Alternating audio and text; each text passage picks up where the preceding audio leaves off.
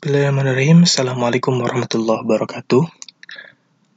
Pada kesempatan kali ini kita tidak akan belajar dulu kurva ya. Kita akan belajar dulu terkait dengan olah data. Salah satunya yang menggunakan EViews ya. Di sini saya menggunakan EViews 7. Dan pada kesempatan ini kita akan mencoba untuk analisis regresi linear berganda ataupun linear sederhana ya. Intinya analisis regresi lah. Oke. Pertama-tama klik file, new, work file. Nah, di sini ada beberapa kotak pilihan. Di mana sini ada frekuensi. Ini menggambarkan terkait data yang akan kita gunakan. Di sini annual bisa berupa tahunan, ada semi tahunan. Di sini ada data kuartal, bulanan, 2 bulanan itu bisa kita pilih. Di sini untuk kali ini kita akan menggunakan data tahunan. Dan untuk profile structure type ini kita ada beberapa pilihan juga, di mana ada ketika kita menggunakan data panel, kita memilih balance panel ini, dan ada data regular frekuensi, di mana data yang akan kita gunakan itu ada misalkan istilahnya ada tanggal ataupun ada tahun, ada bulan, time series lah istilahnya. Nah, selanjutnya ada data yang tidak terstruktur, ataupun di sini biasanya data-data primer yang menggunakan sampel, misalkan 100 orang, dan sebagainya, sehingga tidak berbentuk time series. Dan karena kita pada kesempatan ini menggunakan data sekunder yang memang time series, maka kita gunakan yang regular frekuensi di sini. Nah, untuk pilihan di sini, kotak ini sebenarnya ini opsional saja, bisa kita isi, bisa kita enggak. Jadi di sini untuk nanti mengasih nama dari work file yang akan kita nanti kerjakan seperti itu. Nah, untuk start date ini adalah tahun mulai, karena di sini tahunan kita tahun mulainya tahun berapa. Di sini kita akan gunakan tahun mulainya 86. Tahun akhirnya 2015. Berarti di sini 1986. Ini 2015. Langsung oke. Nah, setelah muncul kotak ini, maka langkah selanjutnya adalah kita klik quick empty group. Nah, langsung kita copy paste data yang ada.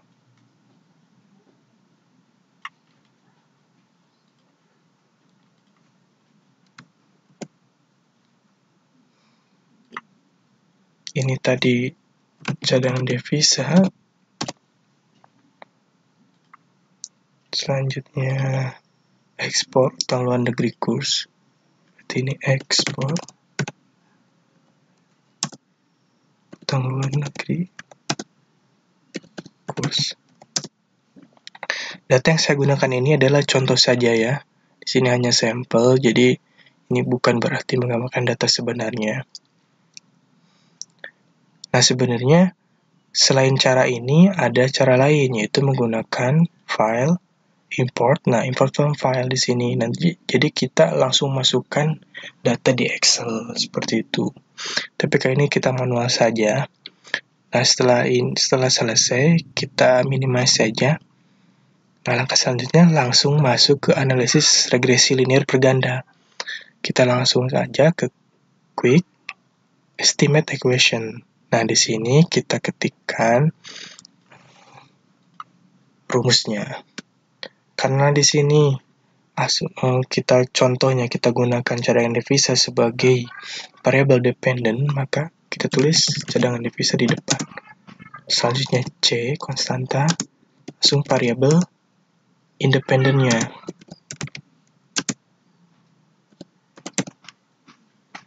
Setelah selesai, kita lihat ininya. Nah, ini karena regresi linear berganda, berarti kita gunakan metodenya least square. Langsung oke. Nah, inilah hasilnya daripada regresi linear berganda. Untuk cara baca dari tabel ini, mungkin nanti ya di akhir kita akan sama-sama dibahas. Untuk selanjutnya, setelah kita selesai ini, maka langkah selanjutnya adalah menguji asumsi klasik, apakah terbebas dari asumsi-asumsi klasik atau tidak data yang kita gunakan ini. Maka untuk menguji asumsi klasik ada beberapa, yaitu ada misalnya yang sering dipakai ada normalitas, ada heteroskedastisitas, ada autokorelasi, dan ada multikolinearitas. Itu yang sering dipakai. Nah, selanjutnya kita coba dulu yang normalitas ya. Nah, normalitas itu tadi caranya, setelah tadi keluar ini, hasil dari output ini, langsung saja view, langsung residual diagnostik, langsung ke histogram, di sini normality test. Nah, maka keluar ini. Ini copy dulu, kita copy dulu. Kita copy dulu semuanya untuk dimasukkan di Word. Jadi nanti masukkan ke Word, udah di copy. Kita nanti akan dibahas bersama-sama dengan tadi. Selanjutnya setelah kita copy ini, selanjutnya masih di residual diagnosis. Di sini kita selanjutnya akan ngetes autokorelasinya. Jadi di sini autokorelasi serial correlation LM test. Nah, untuk lagnya 2 ini tidak usah dirubah, langsung oke. Nah, kita copy juga ini. Sebenarnya nanti akan kita pakai untuk analis adalah segini. Sehingga kita bisa copy ininya saja juga gak apa-apa. Kita masukin dulu ke Word, nanti kita akan analisis ini bersama-sama dengan yang tadi sudah di copy ke Word. Setelah autokorelasi, selanjutnya masih di residual diagnosis. Di sini kita uji heterosnya. Jadi ini langsung heteroskedastisitas. Di sini kita pilih White metode yang kita pilih. Sebenarnya bisa juga kan Glaser dan sebagainya, tapi yang umumnya digunakan adalah White ini. Langsung oke. Kita copy juga ini. Sebenarnya segini juga sudah cukup, karena nanti yang kita pakai adalah ini. Jadi odds R squared, probabilitas di square-nya di sini. Nanti kita copy ini, langsung masukkan ke Word seperti itu. Setelah ini kita uji multikolinearitas. Untuk multikolinearitas sebenarnya bisa menggunakan yang tadi di minimize grup ini, yang grup tadi, grup data tadi. Kita munculkan kembali, langsung view, langsung di sini covariant analysis. Nah, ininya kita rubah correlation. Langsung oke. Nah, ini keluar dan ini nantinya akan kita analisis. Ini kita masukkan ke Word.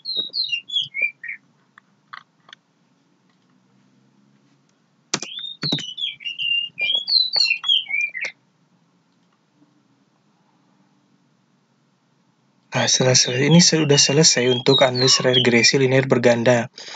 Nah, kita bisa lihat tadi yang sudah di copy ke Word. Kita bisa baca di sini. Nah, ini tadi hasil regresi. Jadi yang nanti akan kita baca adalah ini, probabilitasnya untuk menggambarkan probabilitas di sini untuk menggambarkan signifikan tidak mempengaruhi variabel dependen. Terus koefisien, ini menggambarkan hubungan yang terjadi, positif negatif, seberapa besar, seperti itu. Terus ada R square,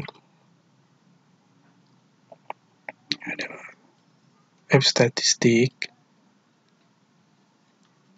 Untuk normalitas nanti yang akan kita baca ada di probabilitas dari Jorge-Beranya ini.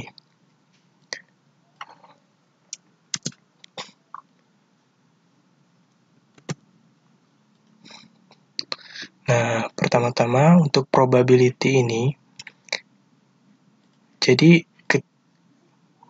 dikatakan variabel-variabel ini yang independen ini dikatakan mempengaruhi ataupun dikatakan apa istilahnya itu signifikan mempengaruhi variabel dependen cadangan devisa ini adalah ketika probabilitasnya berada kurang dari 0,05. Kurang dari 0,05. Jadi di sini yang kurang dari 0,05 adalah ada ekspor dan utang luar negeri. Dan sedangkan untuk kurs ini tidak signifikan mempengaruhi cadangan devisa. Pertama-tama di sini bagaimana cara membacanya? Nah, cara membacanya misalkan di sini ekspor, koefisiennya 0,4. Itu berarti ketika ekspor ini naik misalkan 1%, maka cadangan devisa ini akan naik, kan di sini positif, berarti cadangan devisa ini akan naik sebesar 0,4%. Ataupun kalau ada satuannya, misalkan tadi satuannya miliar US dollar. Jadi ketika ekspor naik 1 miliar US dollar, maka cadangan devisa ini akan naik juga sebesar 0,4 miliar US dollar. Begitupun dengan utang luar negeri misalkan. Utang luar negeri ini naik 1%, maka cadangan devisa ini akan naik 0,17%, seperti itu. Ataupun ketika sudah ada satuan, ketika utang negeri ini naik 1 miliar US dollar misalnya, maka cadangan devisa ini akan naik sebesar 0,17 miliar US dollar. Kalau kurs ini kan di sini negatif, jadi ketika ada kenaikan kurs misalkan sebesar 1%, maka cadangan devisa ini akan turun sebesar 0,00004%, seperti itu. Tapi karena di sini probabilitasnya tidak signifikan, maka di sini tidak berpengaruh untuk kurs ini. Dan untuk adjust S-square adalah menggambarkan seberapa besar sih tiga variabel ini mempengaruhi cadangan devisa. Jadi karena di sini ekspor utang luar negeri dengan kurs ini sebesar 97%, itu istilahnya itu komposisinya ataupun mempengaruhi cadangan devisa ini. Sisanya 0,03% ataupun 3% itu di luar model. Jadi 97%-nya itu menggambarkan ataupun mempengaruhi daripada cadangan devisa ini, sedangkan 3% itu dipengaruhi oleh faktor lain di luar model ini. Adapun ini, jadi secara bersama-sama, ini juga sama harus lebih kecil daripada 0,05. Karena di sini signifikan, maka secara bersama-sama ekspor utang negeri dan kurs itu mempengaruhi cadangan devisa, seperti itu. Jadi itu untuk hasil regresi. Selanjutnya, hasil dari uji normalitas itu dilihat dari probabilitas Jarque-Bera di sini.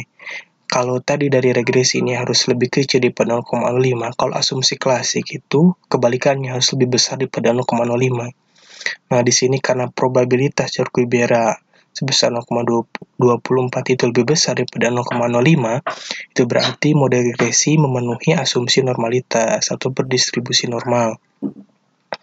Selanjutnya, uji heteroskedastisitas. Nah, tadi setelah kita copy, yang kita baca nanti ini.